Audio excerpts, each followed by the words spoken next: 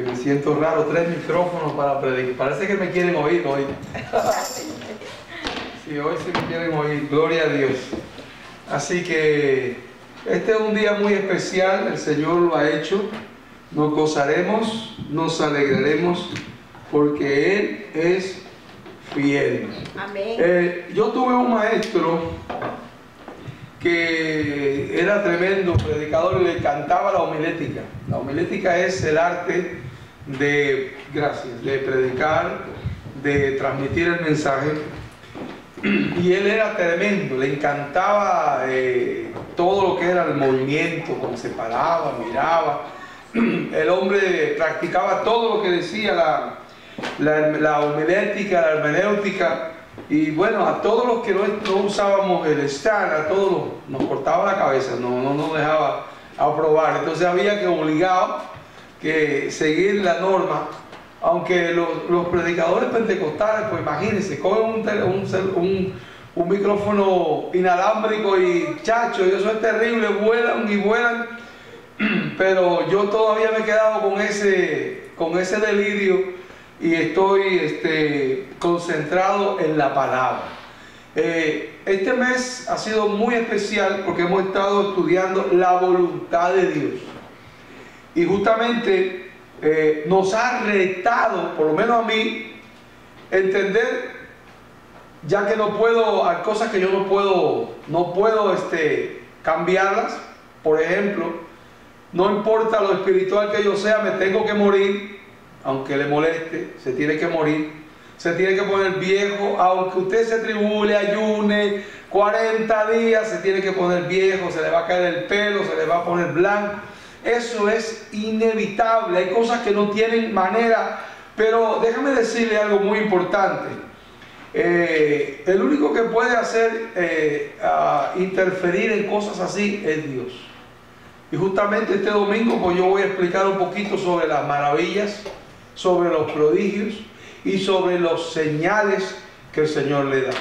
Y esta noche yo quiero hablar acerca sobre el tema que tengo aquí. Si me lo puede retroceder a la primera, por favor. Es que la voluntad de Dios trae señales. Señales. Si usted maneja, por ejemplo, va para Buffalo, usted no ha llegado a Buffalo, pero usted sabe las carreteras, las rutas, norte, oeste, este.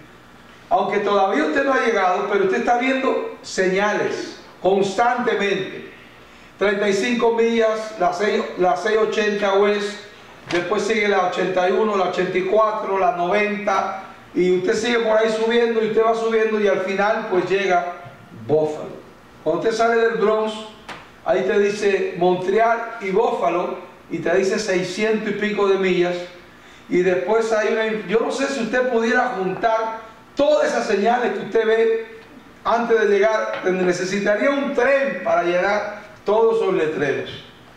Y así, cuando un cohete sale de la Tierra a la Luna, salen varios compartimentos, pero ¿qué sucede? Se van quedando en el camino. Cuando estaba jovencito, más que hoy, para que no se tribule, cuando estaba jovencito, el tío mío, en la época de la Segunda Guerra Mundial, fue a estudiar a Argentina. En aquella época no era tan fácil coger un avión, había que ir en barco o ir por tierra. Entonces había que ir por Chile porque por Bolivia era terrible el paso. Pero bueno, el tío mío decía, cuando él me hablaba, ¿no? Me decía, tienes que aprender que siempre serás el último. ¿Cómo? Siempre serás el último. Pero tío, ¿cómo puede ser? Porque es el que vas más lejos. Y se acabó el viaje de Lima a la frontera con Perú. Se fue todo el mundo. Yo pasé la frontera y seguí. Y esa fue una lección que yo aprendí en mi vida, de que el hombre y la mujer que tiene la voluntad de Dios siempre será el último. No importa quien se quede, no importa lo que pase, sigue adelante. Sigue adelante. Hay que llegar a la meta. Amén. Por supuesto, tristemente mucha gente se queda en el camino. No le puedo contestar por qué la gente no se queda, por qué la gente no viene, porque sencillamente cada persona reacciona de diferentes maneras y piensa de diferentes maneras.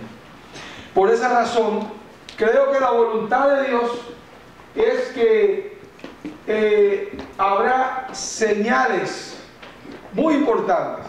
Y yo quiero en esta noche darle herramientas. No sé cuánto trabaja en la construcción. ¿Usted trabaja en la construcción, hermano Daniel? ¿Quiénes trabajan en la construcción o han trabajado en la construcción? ¿Usted se imagina llegar a hacer una pared sin una espátula, sin un martillo, sin un clavo, sin un serrucho para cortar una madera? Automáticamente pues se descualifica, porque son herramientas que se necesitan para usted desarrollar su trabajo.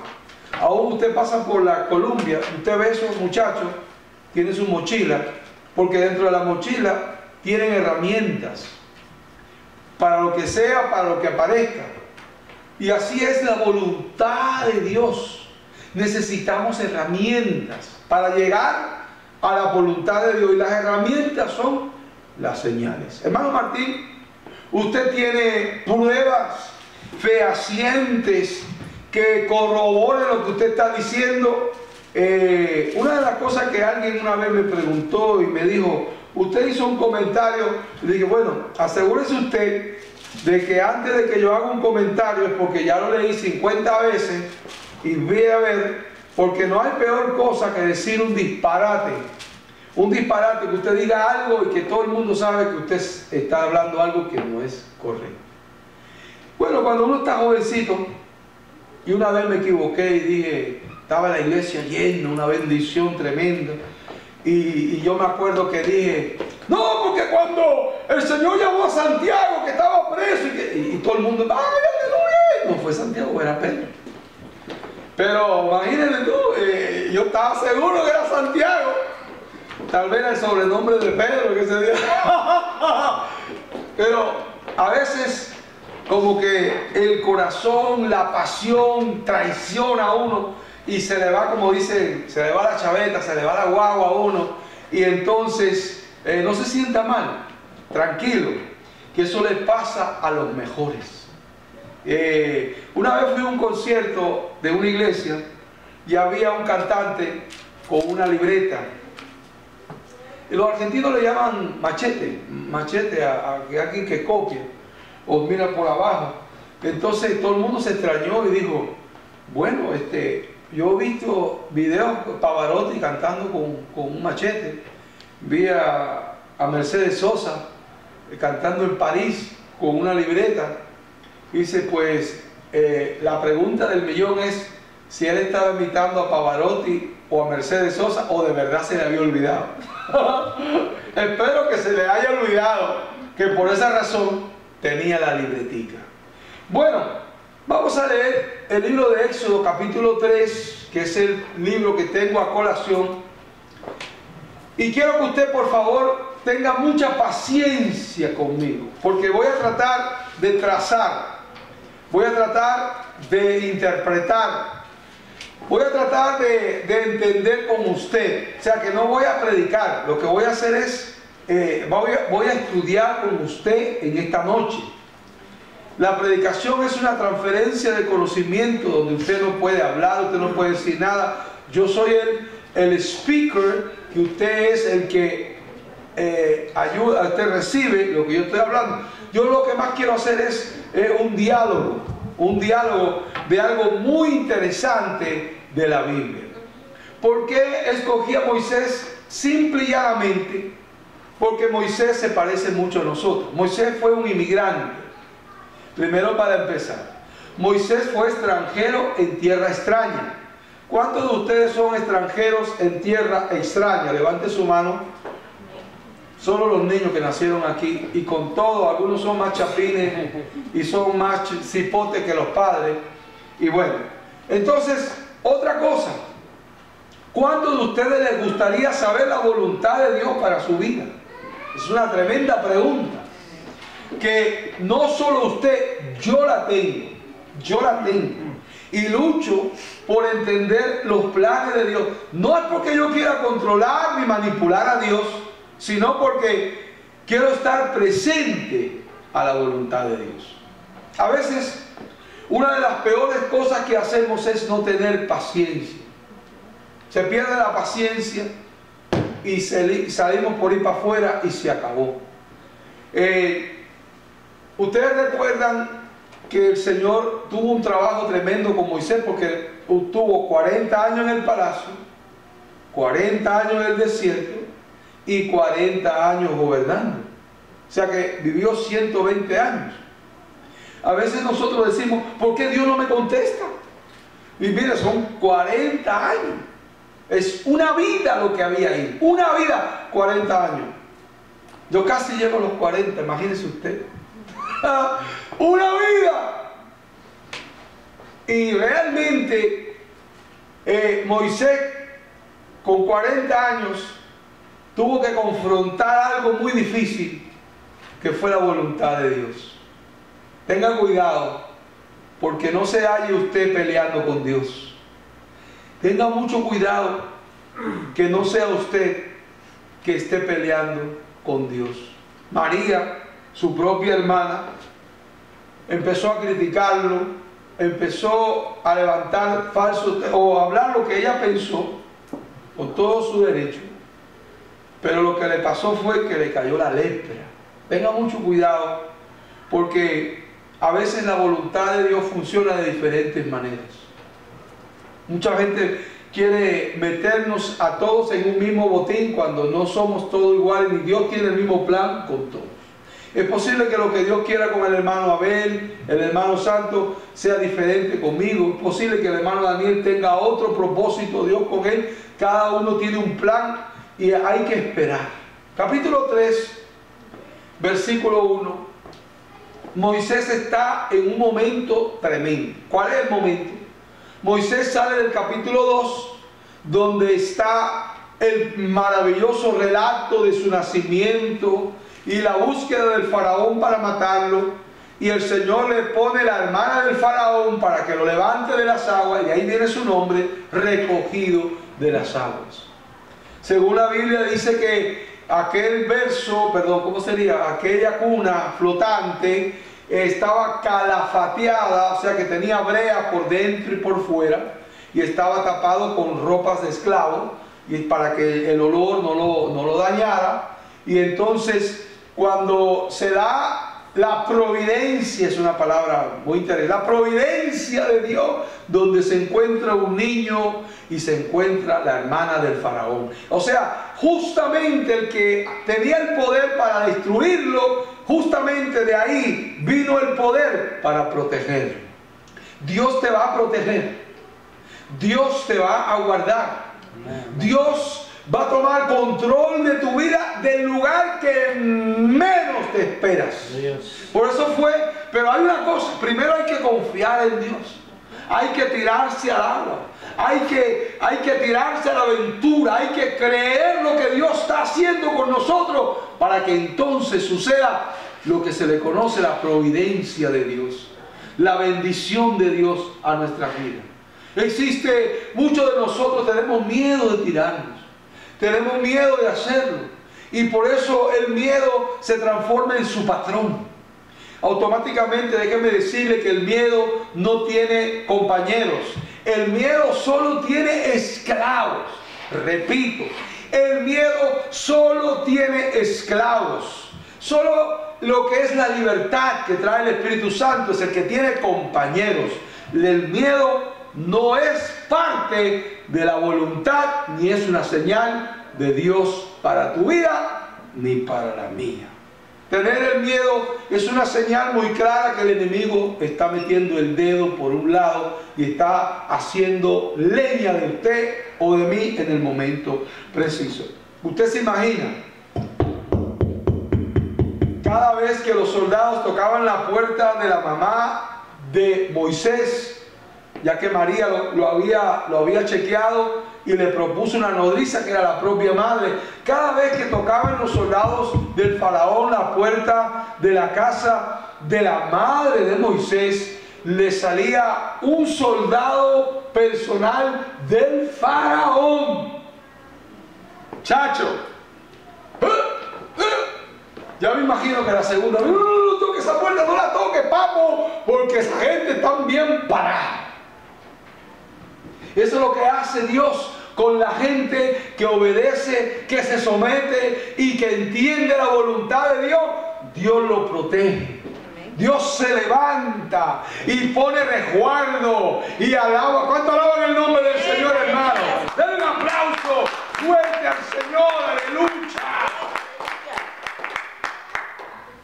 O sea que la providencia de Dios, la bendición de Dios, la voluntad de Dios hizo provisión en la vida de Moisés. Pero había un plan en la vida de él, había un propósito en la vida de él. Y el plan era que Dios tenía algo especial, muy especial.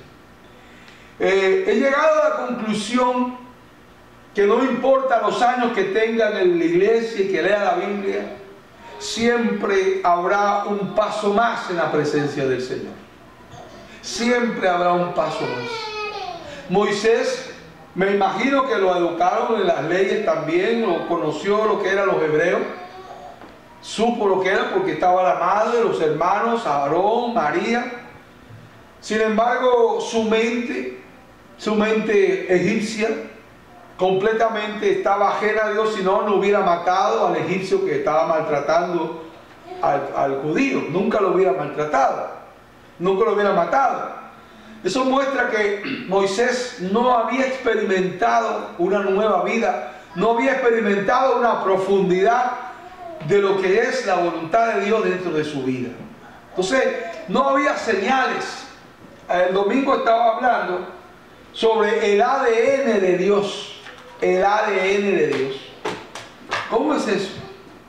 A veces nosotros decimos somos cristianos o voy a la iglesia y la pregunta es, ¿te pareces a Dios? ¿Hay una semejanza en ti de Dios? Usted se imagina, hermana María, que su niña le hubiera salido africana, usted sabe, con ese pelito así, motita, y con un teléfono grande, usted la mira y la queda mirando y dice, chacho, ¿qué pasó?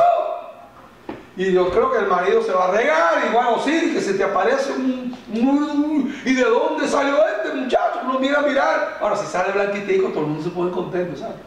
¡Alaba! Y eso no es racismo, ¿sabes? Tranquilo, vamos para adelante. Entonces, usted se imagina cómo se siente un padre. Ya, me imagino que inmediatamente hay que buscar el lechero, el panadero, hay que buscar bueno, yo pienso que hay personas en la iglesia que no se parecen a su papá. ¿Sabe por qué? Porque no están semejantes a él. Pero no se sienta mal, porque yo también paso por lo mismo. Trabajo con Dios, oro a Dios, le pido que me ayude para yo poder ser semejante a Él, parecerme a Él, vivir como Él. Ese es el propósito. Y dice Jesús cuando resucita, que no me toque porque todavía no he sido glorificado, pero ese es el plan, que usted sea glorificado. Cuando muera resucite como Él. O sea que es el mismo camino, el sacrificio, la obediencia, el amor, la entrega, lo que Dios nos ha permitido para morir, resucitar y vivir con Él por una semana. 2 semanitas. Se conforman con poquito los hermanos. 3 semanitas, siervo. 3 te fuiste para El Salvador, 3 semanitas. Forever and ever. Para siempre y por siempre. Jamás. Así que el tiempito que usted vive aquí, ese tiempito de 50, de 70, de 80 años, ese tiempito no se compara con la eternidad. No se aferre a este mundo, no se aferre a las cosas de este mundo. Haga lo que pueda, pero entienda que ninguno de nosotros nos quedaremos aquí por la eternidad. Cuando fui a Egipto hay una parte que se llama Luxor, que tiene el nombre de un reloj. Están las tumbas de los faraones. Los faraones se enterraban con sus caballos, con sus carruajes, se enterraban con los sirvientes. Si él moría, a la mujer la tenían que matar, embalsamarla y enterrarla con él. Alaba. Eso se llama amor del bueno. Ustedes se imaginan que después que se fuera... Bueno, estamos hablando del faraón, ¿no? Supuestamente porque el faraón venía en su mente, la religión de ellos, de que al morir iban al paraíso. Entonces automáticamente pues necesitaba a su esposa, su sirviente, le ponían todo, la indumentaria, le ponían las vasijas, encontraron todo lo que había en la casa. ¿Sabe cuántas joyas tenía Tutankamón en la tumba? 50.000 joyas tenía Tutankamón en su tumba. Yo le hago una pregunta a alguno de ustedes, por si acaso no es egipcio o no tiene sangre de faraón, que piense que se va a llevar todos los carruajes. Déjeme decirle, la Biblia dice que vinimos desnudos y desnudos nos vamos. Eso dijo el apóstol Pablo, se lo dijo a Timoteo, y hay diferentes pasajes que no nos vamos a llevar nada. ¿Cómo? Nada. Mire, ni un chuchito, ni una tortilla nos vamos a llevar. Nada. Nada. ¿Sabe por qué? Porque donde vamos no necesitamos comida, ni arroz, ni sopa, ni carne, porque seremos transformados. Es una señal poderosa de la voluntad de Dios que un día no tendremos que comer. ¿Oíste, Caleb? Se te acabó el cafecito cubano y el pan con mantequilla. Se fue a ajuste, no más. Se acabó. Viviremos y seremos como Jesucristo que resucitó en ese cuerpo. Eso es una señal poderosa de la voluntad de Dios.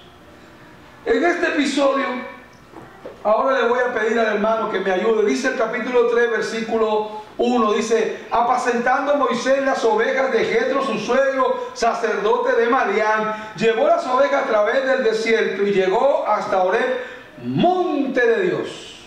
Horeb, monte de Dios. Ajá.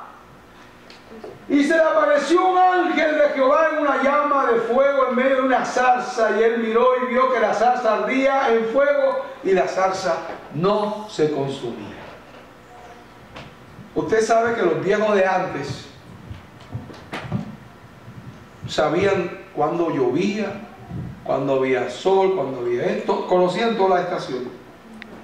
Cuando usted estudia arboricultura, especialmente en Egipto, es una especialización, usted ve un árbol en el desierto y según las curvas del arbolito, la zarza, lo que usted encontró, según eso usted sabe cuántas veces ha llovido en toda la época de esa zarza. Quiere decir que cada una de las curvitas fue en una lluvia. O sea, si tiene 100 curvas, hubieron 100 lluvias. ¿Qué es lo que estoy tratando de decir? Aquella zarza inaparente, una zarza irrelevante, lo único que mostraba era su miseria, porque lo que estaba mostrando era la sequedad del desierto y la poca agua que le había quedado. Pero esa miseria, esa sequedad y ese resultado del desierto tenía un fuego.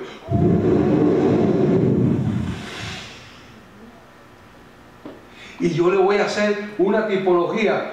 Pásame uno más, por favor, uno más. Después de este, el otro. Pásamelo, dos más. Dos más, uno más. Ahí está. La zarza representa a usted y a mí. Repito, la zarza representa a usted y a mí. Porque Dios nos creó, nos sopló, nos dio vida. Y esto que hoy tenemos es un chispitico de la agüita que el Señor nos ha tirado ahí. Esa agüita, mira, ay. Así como soy, con mis debilidades, con mis flaquezas, cada curvita que yo tengo, cada curvita, el Señor hace.